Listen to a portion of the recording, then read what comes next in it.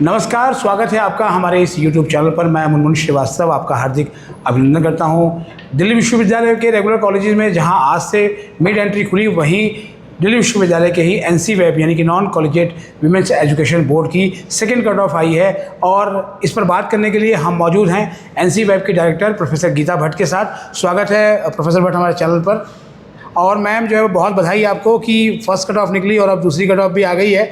और जहाँ तक हमारे सोर्सेज ने बताया है कि NC-WEB में इस बार बड़े बम्पर एडमिशन हुए हैं, क्या कहेंगी आप? हाँ, जी, इस बार हमारे फर्स्ट लिस्ट में भी 11,555 एडमिशन्स मुनमुन जी अभी फर्स्ट कट ऑफ में हमारे हुए हैं और हमारे पास 15,200 के करीब सीट्स हैं। तो जितने हम पहले 3 से 4 अपनी जो कट ऑफ्स आती थी, जितना एडमिशन उसमें होता था, इस बार फर्स्ट कट ऑफ में इतना एडमिशन हुआ है। ओह, तो क्या कारण लगता है मैम कि इस बार इतना बम्पर एडमिशन होने का? नहीं, मुझे लगता है कि जो नेशनल एजुकेशन पॉलिसी 2020 का इम्प्लीमेंटेशन हुआ है, जिसमें कि हर तरह के जो ग्रेजुएशन मॉडल है, मतलब चाहे वो ODL के माध्यम से आप पढ़ रहे हो, चाहे ऐसा नॉन कॉलेजिएट का फॉर्मेट हो, चाहे रेगुलर फॉर्मेट हो, उन सबको जो एक बराबर पर NEP ने ला के रख दिया है, मुझे लगता है उससे छात्रों का छात्र छात्राओं का ऐसे जो अल्टरनेट मोड्स हैं उनकी तरफ आकर्षण उनका बढ़ा है। और नॉन कॉलेजिएट में क्योंकि इसका USP ये है कि क्लासरूम टीचिंग होती है और बच्चियों के लिए मुझे लगता है कि ये बहुत ज़रूरी है कि वो घर से निकल कर कहीं जाएं जहां उन्हें थोड़ी मेंटरिंग भी मिले, थोड़ा उनका होलिस्टिक एजुकेशन हो और तरह के मतलब पीयर टू पीयर उनका इंटरेक्शन हो, बातचीत करने के लिए क्लासरूम में टीचर्स उनके साथी हों।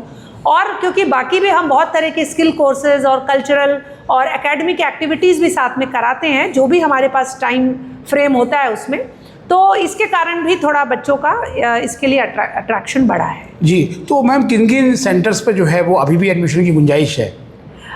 एडमिशन की अभी भी है, ऐसा नहीं है, स्कोप अभी भी है। और जैसे मैं आपको बताना चाहूँगी कि कई जो हमारे मतलब सेंटर्स हैं उनमें जहाँ एडमिशन क्लोज हो गया है, जैसे पॉपुलर BA का जो हिस्ट्री पॉल साइंस कॉम्बिनेशन और सबसे पॉपुलर कॉम्बिनेशन है BA प्रोग्राम का, उसमें हमारे जो 19 सेंटर्स हैं आउट ऑफ 26, उनमें जनरल कैटेगरी वो क्लोज हो गया है।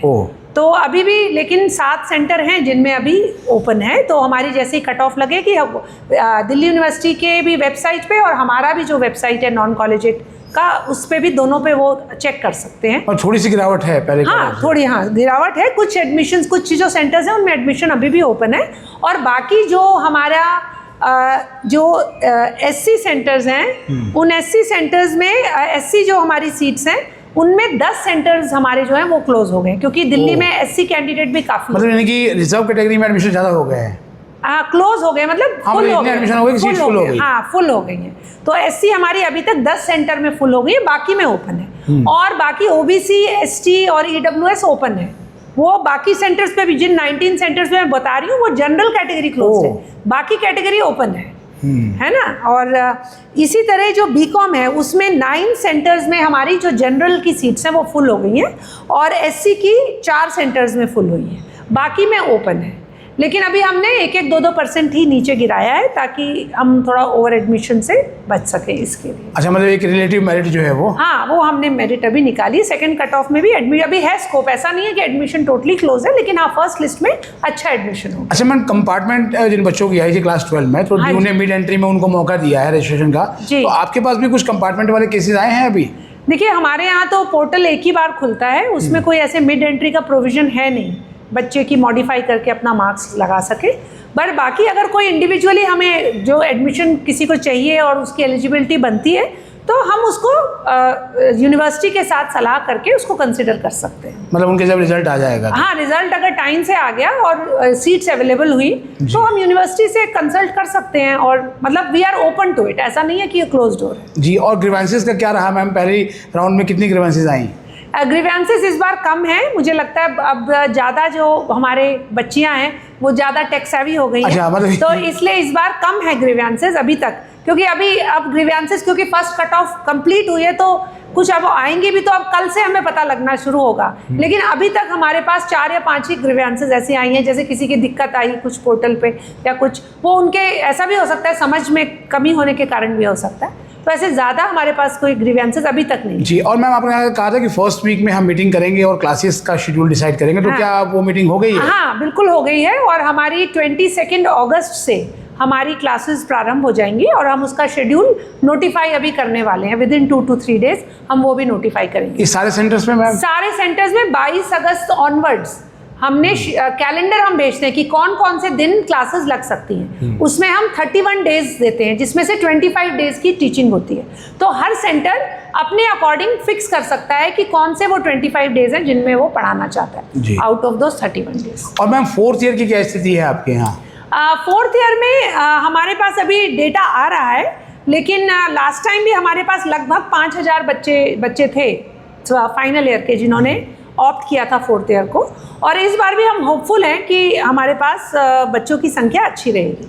लेकिन अभी डेटा पूरा हमारे पास आया नहीं है, तो मैम क्योंकि हमारा सेशन थोड़ा लेट शुरू होता है ना, इस वजह से क्लासेस हमारी 22 से शुरू। और मैम आपके ही कुछ स्टूडेंट का सवाल है कि एनसी वेब में जो इन्होंने 4th ईयर किया है, तो उनको एनसी वेब अलग से पीजी कराएगा या जो रेगुलर के लिए पोर्टल खुला था उसी में उनका रजिस्ट्रेशन है? नहीं, देखिए एनसी वेब का जो हमारा पीजी का एडमिशन होता है वो तो रेगुलर के उसी से होता है, फॉर्मेट से होता है, सीसैट से ही होता है। तो उसमें जो एडमिशन ब्रांच है वो जो सीट एलोकेशन करके हमें भेजता है उसके अकॉर्डिंग एडमिशन करता है। हाँ, मतलब वो तो जो अभी भी 4th ईयर, हाँ 4th ईयर में जो बच्चे पास आउट हुए हैं, उन्होंने जो 3rd ईयर वाले हैं, तो चाहे 4th ईयर वाले हैं, किसी भी साल के बच्चे हो, जो एडमिशन पीजी के लिए दिल्ली यूनिवर्सिटी जो फॉलो करती है, उन्हीं के माध्यम से हमारे पास जो बच्चे ऑप्ट करते हैं एनसी वेब के लिए, उनका हमारे पास कट ऑफ है। जी, बच्चों ने आपकी एक और अपील सुनी कि साइबर कैफे जाके फॉर्म नहीं भरना। जी, कई साइबर कैफे वाले कैंपस के एरिया के आसपास बहुत दुखी हैं कि बच्चे नहीं आए उनके पास। अच्छा, नहीं ऐसा नहीं है कि अच्छे, कई ज़्यादातर लोग अच्छा ही करके देते हैं,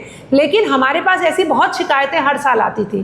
तो बच्चों को एक आगाह करने की आवश्यकता थी कि, और वैसे भी आजकल के इतने आपको 21वीं शताब्दी में जब बच्चे सोशल मीडिया पे इतने एक्टिव हैं, उन्हें स्मार्टफोन्स इतने अच्छे से यूज़ करने आते हैं, तो ये अपेक्षा तो होनी चाहिए कि वो सेल्फ डिपेंडेंट हो, किसी और पे आश्रित ना हो अपना फ़ी पे करने के लिए या अपना एक रजिस्ट्रेशन फॉर्म भरने के लिए। इसलिए आवश्यक है कि बच्चों को खुद ये आना चाहिए, क्योंकि अब आगे के समय में कहीं भी जाएंगे, कोई भी फॉर्म भरेंगे, नौकरी के लिए भरेंगे, उन्हें खुद ही भरना पड़ेगा। कब तक साइबर कैफे पे डिपेंडेंट रहेंगे? जी। और जिन स्टूडेंट्स का मैम आज के कट ऑफ में नंबर आया है जो है, वो उनको क्या सलाह देंगी, क्या करना है उनको? अब देखिए, अभी जो बच्चे अब सेकंड कट ऑफ में एडमिशन लेने के लिए आएंगे, उन स्टूडेंट से सबसे यही अपील है कि आप अपना जो मेरिट है उसको एक तो अच्छे से चेक कर लें, और जो आपको सेंटर कन्वीनियंट हो, आपके घर के पास हो, ऐसे सेंटर को लेना। अगर आपको एडमिशन मिल रहा है तो वहाँ लेने का प्रयास करें, ताकि आपको आने जाने में सुविधा हो,